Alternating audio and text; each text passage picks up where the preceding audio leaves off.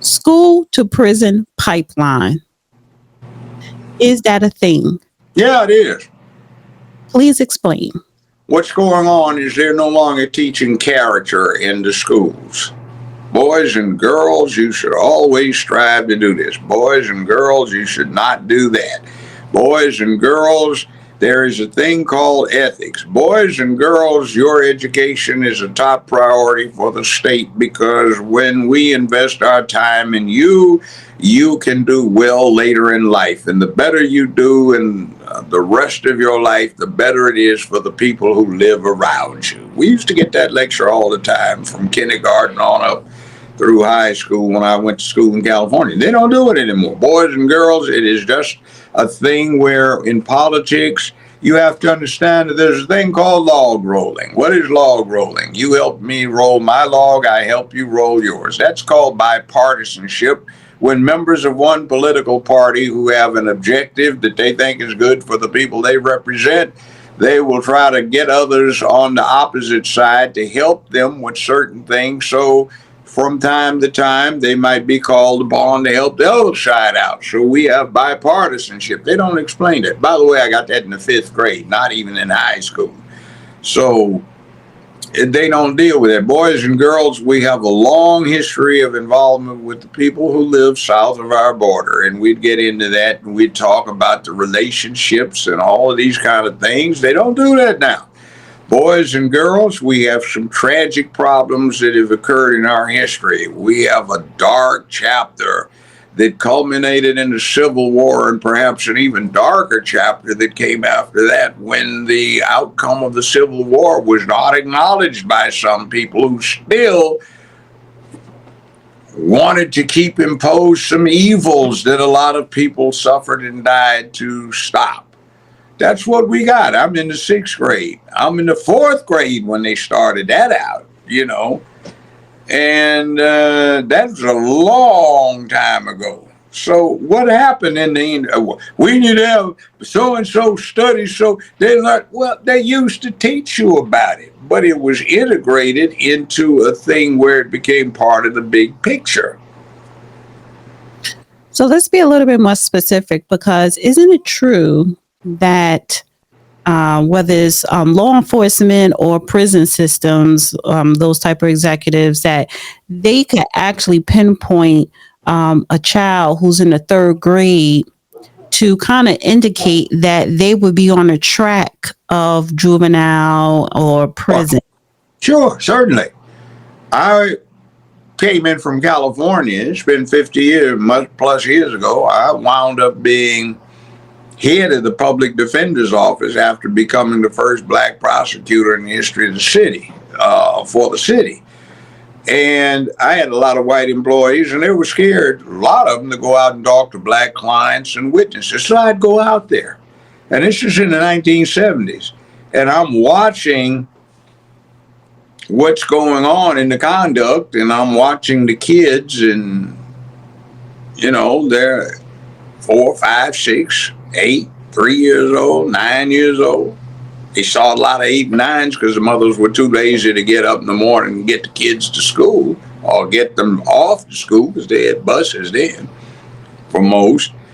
And I'd run into the kids later on. They'd speak when they'd see me on the street in the 1980s and then the 1990s. And then when I got on the criminal bench, don't I know you? Doesn't the court know you? And then it turned out I did. And I, ma'am, you're here to get the court to lower the bond on your son. Now, you have not objected to the court continuing to hear this matter since the court has encountered you much earlier in life. Do you recall what the court told you about this? Yes, Your Honor, you told me that my son was going to wind up in jail if I didn't do better. Well, what do we have here? Well, Your Honor, would you please reduce his bond? This would be the 5th felony bond I'd had to make in 1 year, and I can't afford no more. But he ain't really been no problem. Ma'am, how can you say he's not a problem? This young man is 19 years old, and he's been arrested for 37 felonies since he's been 15, and administratively, findings of guilt have been imposed on most of them, either through consent or by hearing as a juvenile. So You want the court to reduce this bond? You see, yeah, I identified a lot of people way back when they were 3, 4, 5, 6, 7, 8, 9 as potential or likely criminal elements later in life, because you see how they're raised. They're not giving proper acculturation or socialization for being honest, because on Tuesday, the guy selling the meats that have been boosted from a grocery store comes through. On Wednesday, the guy that's got the jeans that got stolen. On Thursday, the guy that's come in with other items is there. On Friday, you get the guy that just got off of work. He's getting hustled by mama to get money out of his pocket, and everybody's in this thing of take whatever you can get from whatever fool you can steal it from. No concept of honesty, integrity, ethics, or morality. And you can see that they're going to be criminal elements, likely, unless that child is a very exceptional one who personally, through dint of his own or her own efforts, rises above where they are. See, I've been in poor neighborhoods that are Hispanic, Asian, white, and black. And the interesting thing is that for the most part, there is some ethic that is being put in the head that is a positive one for everybody except certain folk that come out of, it doesn't have to be just black, but I mean, from certain sectors, irrespective of the ethnicity, they forget to say anything about these subjects. I guess the way to say it is there honor amongst thieves? Yes, actually, there can be. Because within the society of thieves, there should be some honor amongst them. But it's like within the society of poor folk, some situations are such that there is no integrity of value and standards and morality when it comes to themselves. And what I wound up looking at is the victims of the criminality that develops are not situations where there's Robin Hood robbing from the rich to give to the poor. Robin Thug is robbing from his next door neighbor, burglarizing the person in the complex behind him, shooting at somebody down the street who lives where he does. See, there's no ethics there. And I've run into other places where the exact opposite is there. You could be a criminal, but be crime dealing outside of where you live. Well, you mentioned to me before, you said that a lot of these men that are in prison today, grown adults, they didn't do, I don't know. Okay, you could correct me because I know I'm going to word it kind of confusing, but you said that they are illiterate because they had an eye problem. They couldn't see the blackboard when they were in school. So if you can't see and you don't get glasses or you don't get that corrected, then you're not going to do the work and you're going to fall disinterested and become probably, a tyrant or a disruptor. But what was that story you said that? Well, it's like this. The school systems no longer deal with the essentials. What we had is for years, when I was running the public defender's office, we had the stats. When I did capital defense for the public defender's office volunteering, and when I was a defense lawyer, we had the stats. When I was on the bench, we had the stats. Consistently for that 40-year period that we're talking about in there, what you had was approximately 74 to 76% of all people in the penitentiaries had a visual acuity problem that was identifiable. And what that stemmed from was, the schools had switched from the school nurse checking you to nobody. They better not be trying to come in there and check my child.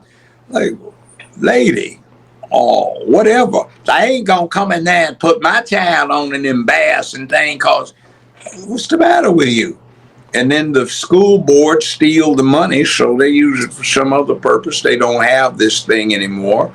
And the parent is too lazy to take the child to go see an ophthalmologist or an optometrist or an eye doctor at Lenscraft or somewhere in a mall.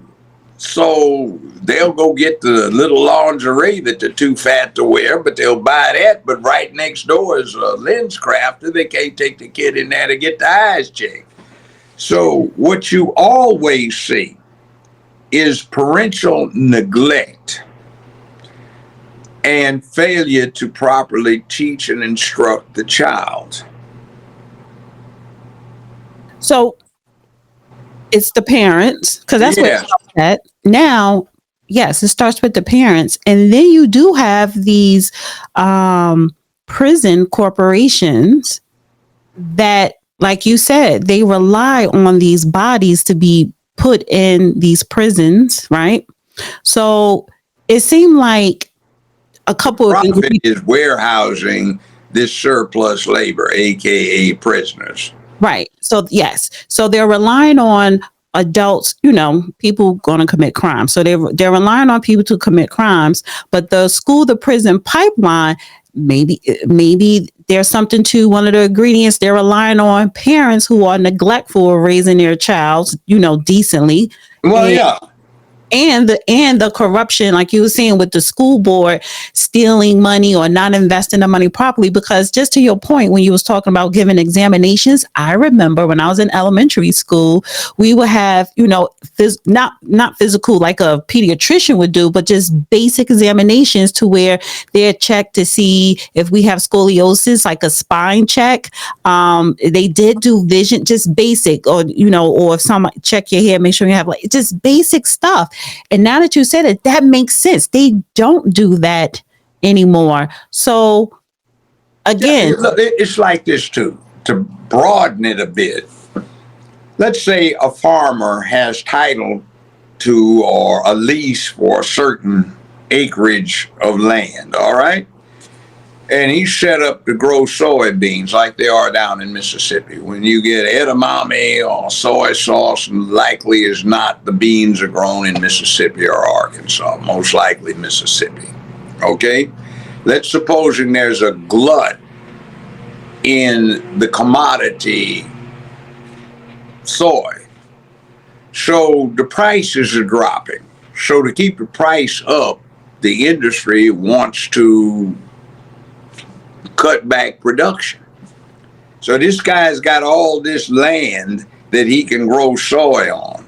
Well, generally, the way to get him to cut back production to keep the price of his soy commodity up is what? You subsidize him. You give him a subsidy. The feds pay him to let that land grow fallow, lay fallow so he doesn't use it to grow, or he grows some other crop. So that's the same thing that happens here. The acreage that should be tended to and used to grow the laborer is not to be used, so they do not produce the productive laborer. The deficiency comes in with the parent who doesn't appreciate a vocation because they're not plumbers, they're not electricians, they're not carpenters, they're not rug layers, they don't do lawn work, they don't do gardening, they don't install windows, they do not deal with the things that you see all of the trucks going up and down where somebody is coming up knocking on the door to exterminate, you know, any pests that may be lurking about.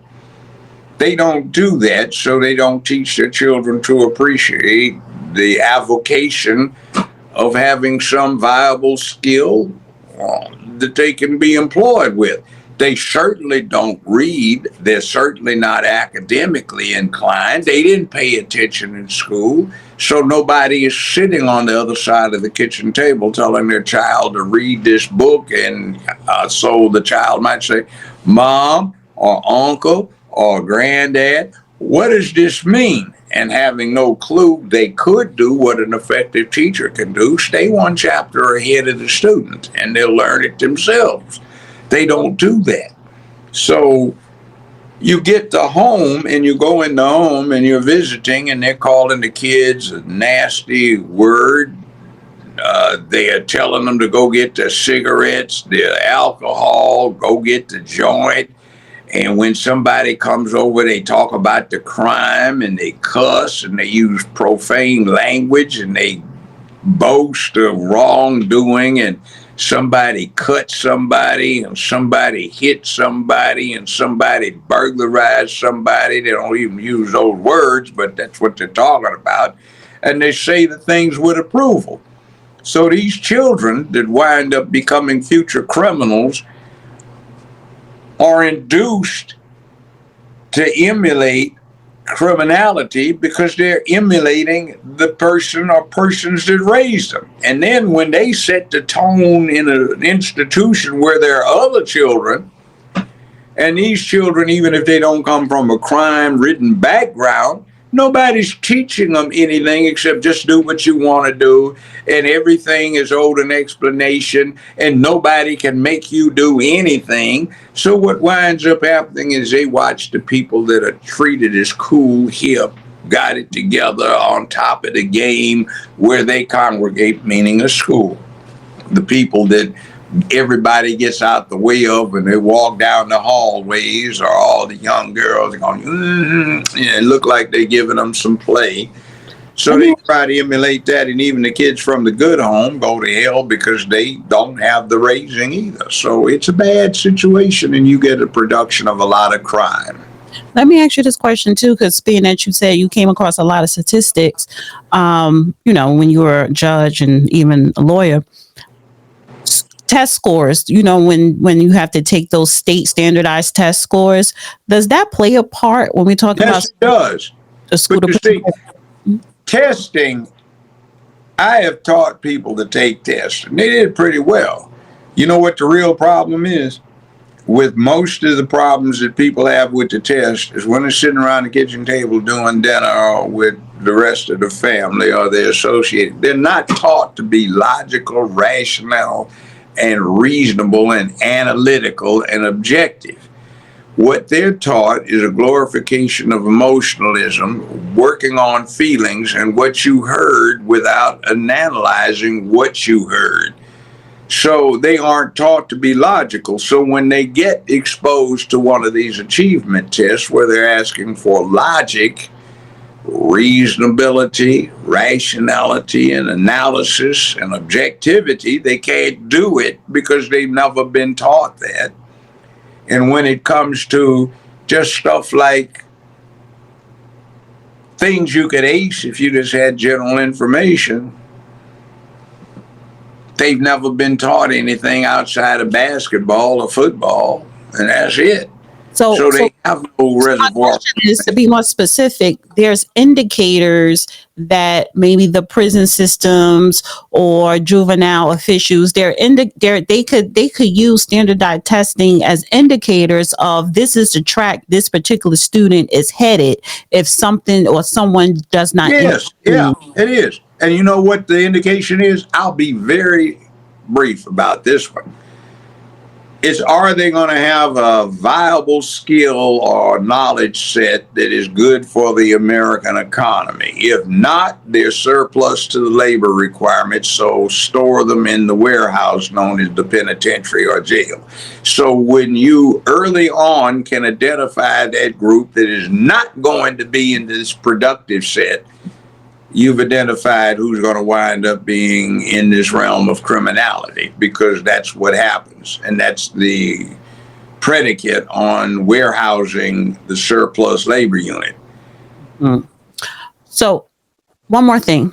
I want to bring this up because I thought this was, I love when community people start organizations or schools, independent schools. So it's a Black couple.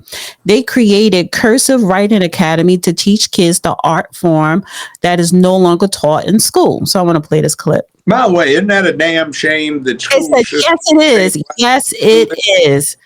Yes, it is.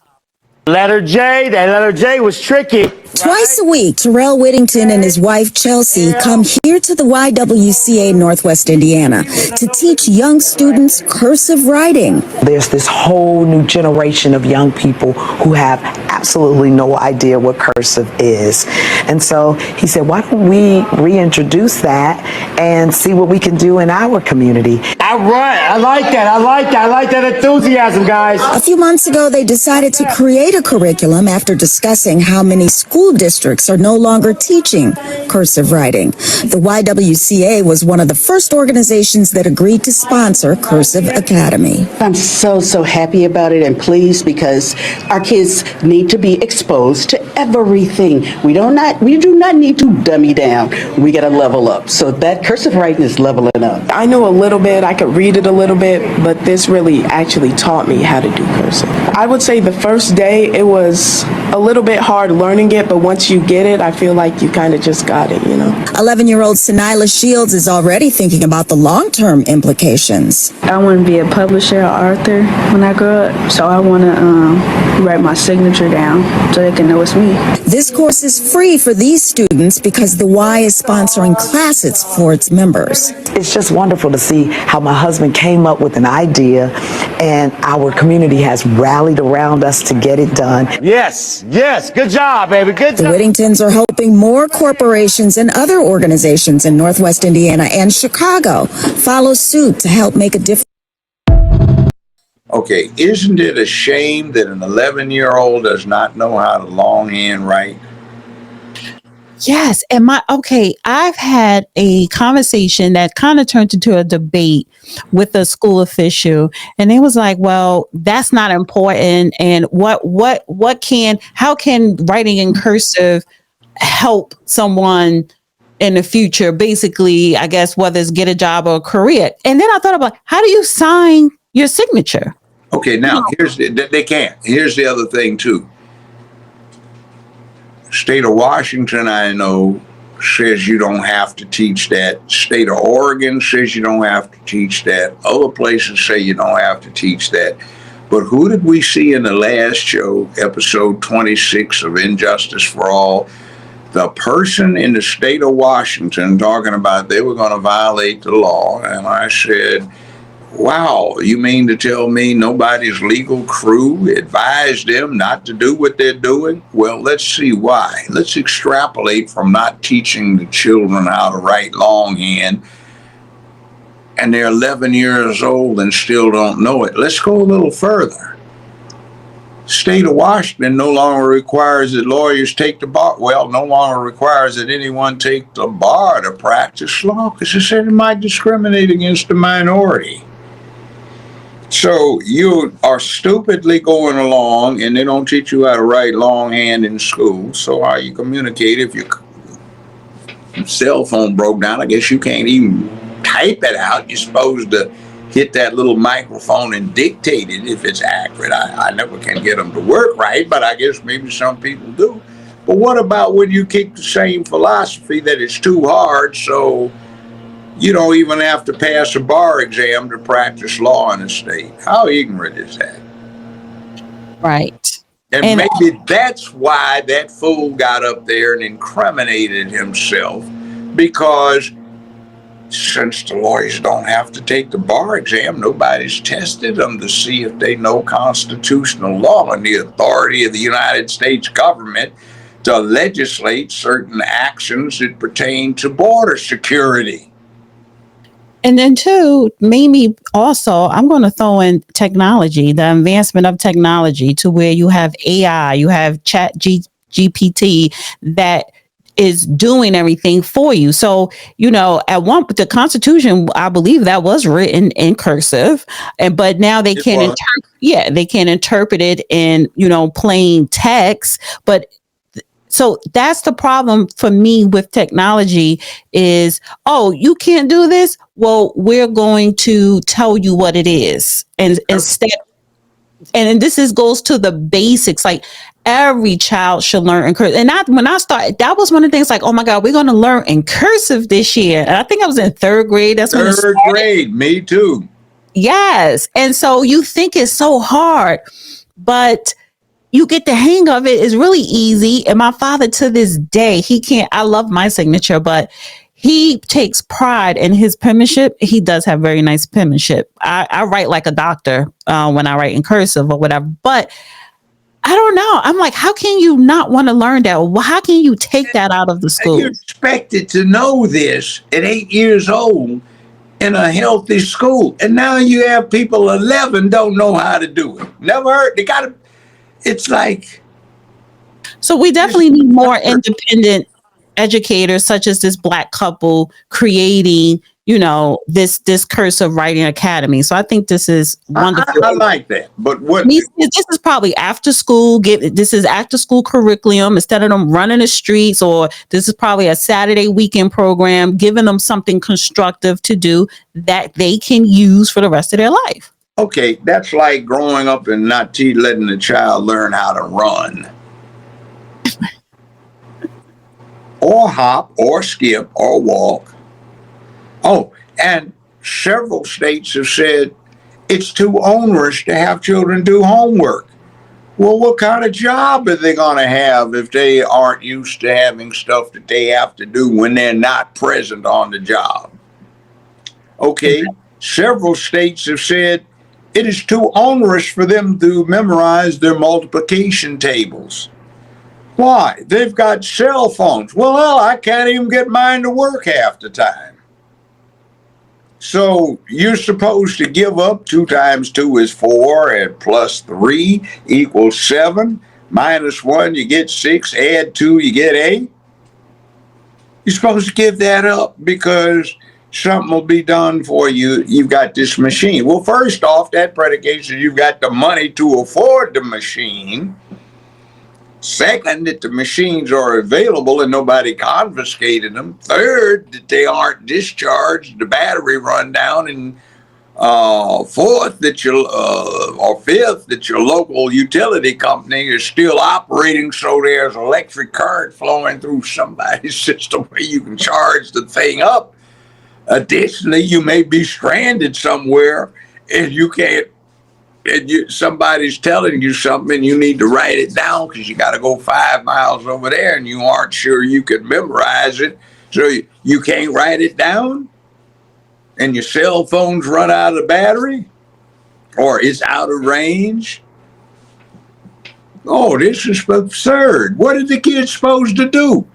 They don't have to go chop wood and light a fire either the old time way or with matches. They can turn a thermostat, but what happens if the thermostat goes down or the plane crashes on an island someplace or they get stranded during a snowstorm? They're helpless.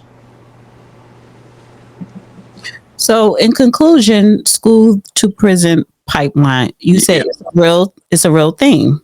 It is. See, one of the big problems right now is the criminal justice system is not there to stop crime.